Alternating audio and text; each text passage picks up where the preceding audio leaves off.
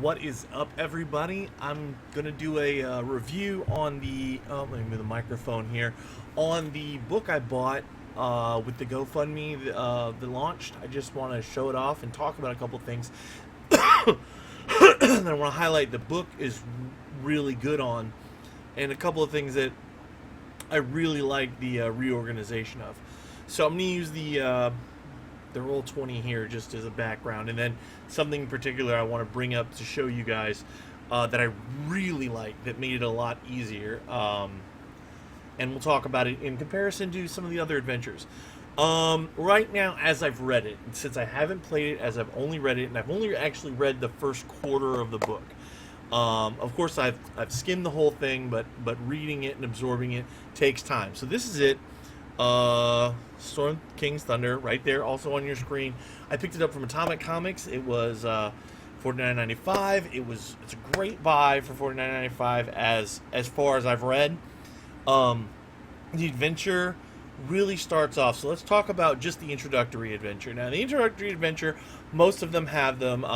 If you're not the level that the what's a good way to say this? The meat of the adventure is written for. There is a jumping off point at level 5. However, if you're not level 5, right, the adventure provides you with an introductory walkthrough from 1 to 5, and that adventure in itself is the thing that I'm actually trying to get down, memorize now, because it's a lot and it's really good. Now, it offers the milestone thing. If you're unfamiliar with what milestones is, some of the things that they do in D&D is with the new 5th edition, when you hit a certain point in a story, your characters level up there, as opposed to tracking experience, because then it's easier for the DM to be like, okay, and you've done this, and now you hit the milestone, so everyone gets level 3, which when I talked about it originally with my group, I didn't like them, and then they released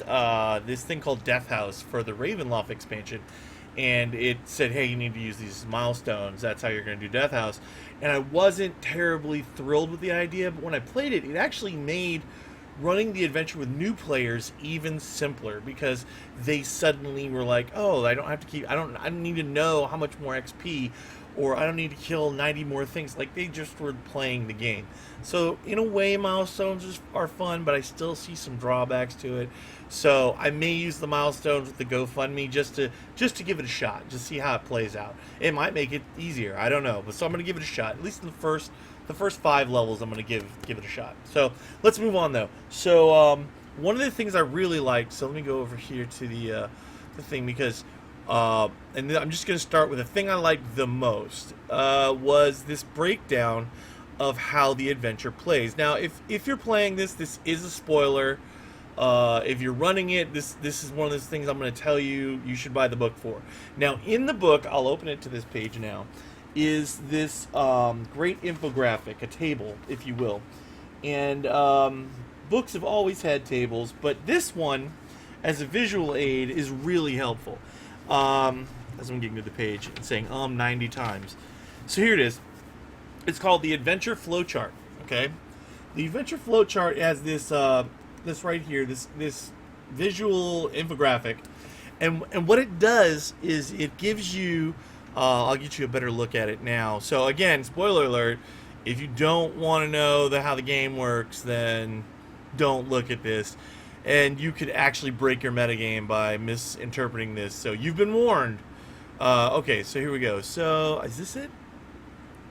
This is it. This is the infographic you get. And we'll just, there you go. That's how you zoom it in. That is the infographic. And it shows you how the flow brings it through. So you're wherever you are, and then you go to this. So this is the little level 1 adventure, chapter 1. Chapter 2 is the rumblings, which is the original jumping off point that they want you to start at. And then, depending on the hook your characters take, or the path, or how they solve it, or what they do, they pick which one of these 3 they head to, then they go to the next one. Then it shows you how these 2 interconnect. And also, right here, I want to show you this here. So, you know what? Let's so I can actually zoom in on this. and show you. Oh, no. We got to do it this way. And show you what this little centerpiece says. Because it's actually very helpful. So let's get in here, and it says, and I'll read it, because I'm not sure you guys will be able to read it on the video, but I'll read it to you. So these little dark markers, in case you can't read them, are level 6 and level 7. That's what they say. They tell you what level your characters really should be when they hit these points. Now that center thing says characters plunder the... Well, okay, I just realized I don't want to read that completely out loud, but it gives you a little note, okay? And the little note is actually very helpful because I am actually at the Savage Frontier in the book now where I'm reading. And as I was getting to the end of it and I saw the note suddenly made sense to me. In itself, it's like, oh, okay, whatever. But then you're playing and you're like, oh, that's why it's, yeah, okay, I see why you pointed out now. That's really innovative. But let's talk about the other thing I really like. Now, I can't really show you this on the Roll20, but one of the things they've done, and when I played Out of the Abyss, I really liked Out of the Abyss.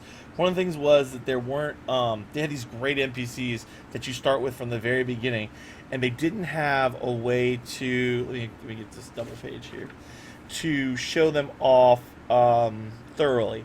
So... I can't show you this on Roll20, but however, if you see these lines here, these are actual NPC cards I believe you can print out and cut out to have as references for your NPCs. The dotted lines around them seem to imply that's what they're for. And they're like the old adventure cards that you used to get when they'd run, what was that, Encounters? I can't remember, but... So I'm really excited for that too because it's really well organized, and I can't say enough that the bestiary is really well organized too because I love the monster manual, I really do, and the monster manual is probably one of my favorite written books that they've published, and this, having all the monsters in it the way it is, has been phenomenal.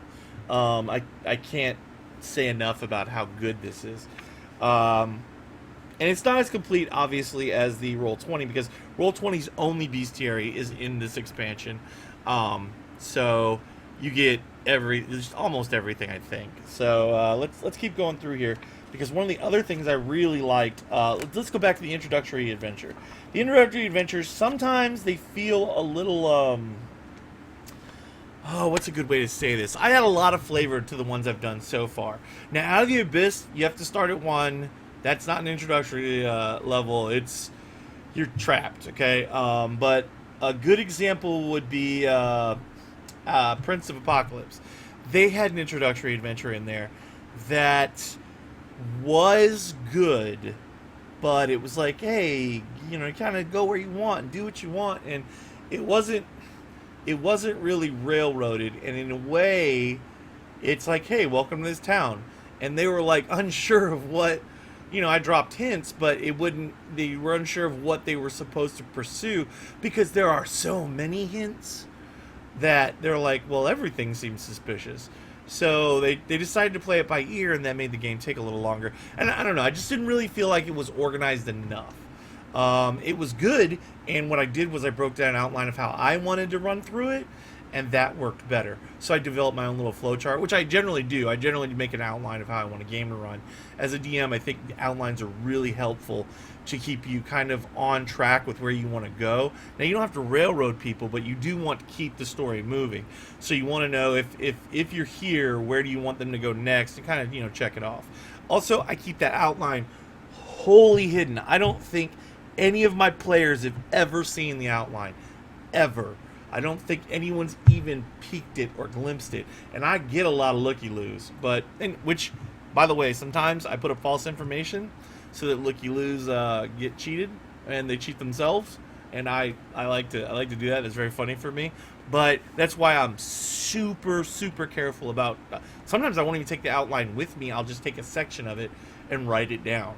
But anyways, so the flowchart really makes that amazing because. You see how the game's going to progress, and then the introductory adventure really runs that way.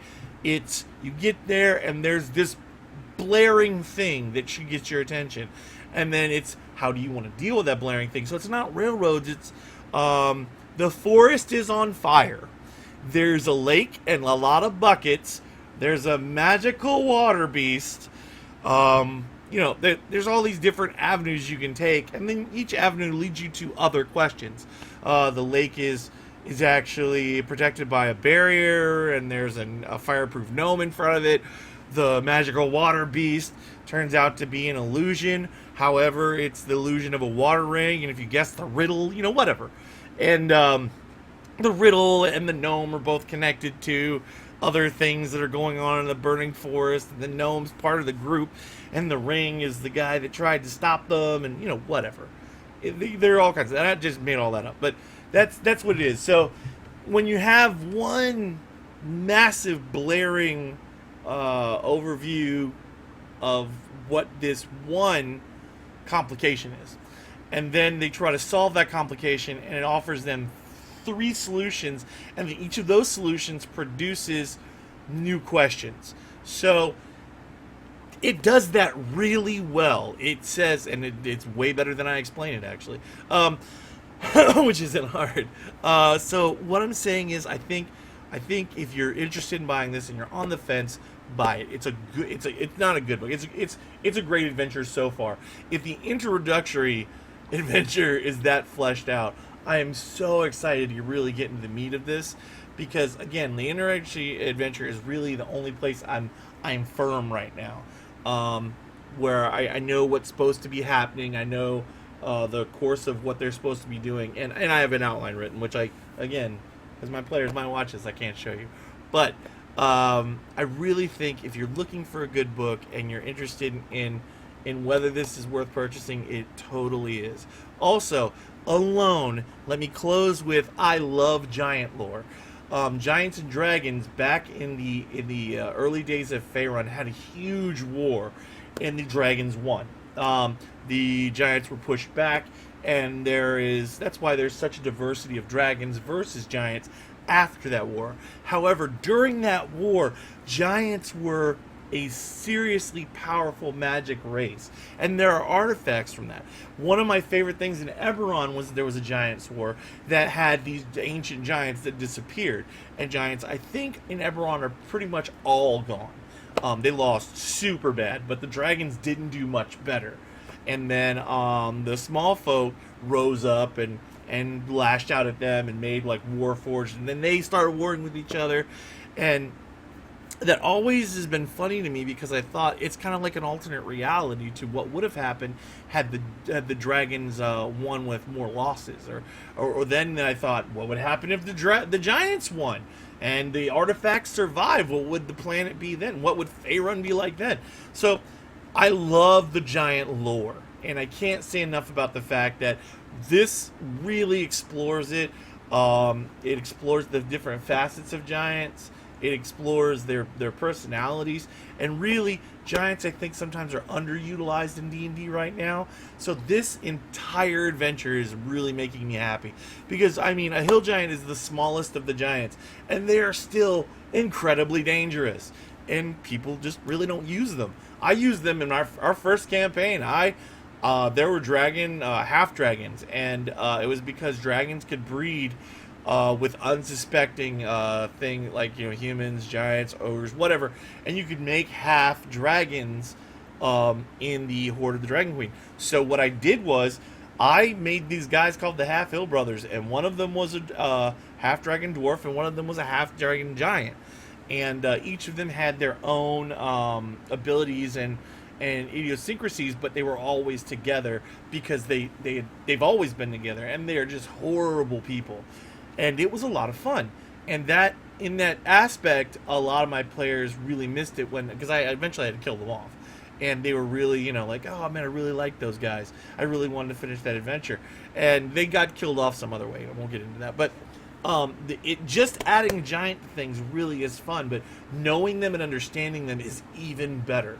And this is really going to do that. Plus, the codex in the back with the bestiary really gives you a better idea of giant society, how giants function, how giants react to strangers and adventurers. So that's in and of itself is really good. Like the Monster Manual covers it, but this covers it way better. And it's like you get a bunch of different great things in one book for $50. And so, you know, the price point, people think, oh, it's disconcerting, but this is what keeps D&D alive, and I think it was a great buy. And the GoFundMe guys that bought this, I really want to thank you guys for letting me do this. This was such a great book, and so far, again, I'm not even halfway through it, and it's just a great read. Like, that's another thing. Yep, I'm over the 15-minute mark. I want to only make this 15 minutes, but I'll say this before I go. The easier an adventure is to read, the better it generally is. So, this book was really easy to begin reading. As a matter of fact, I found I was reading it more as a novel, and I needed to go back, like maybe a history book, that I needed to go back and examine what I was doing and really get a better idea for it. All right, that's where I'm going to close, man. I just want to thank you guys for watching. If you're thinking about picking this up and you're in my area, Atomic Comics has copies. Swing by, let them know you want to get one. Again, super worth. Thank you again for watching. Thank the GoFundMe, and this is almost D&D. Thanks for tuning in. I still have to hit the stop button. It's more complicated than you might think. All right, man, take it easy.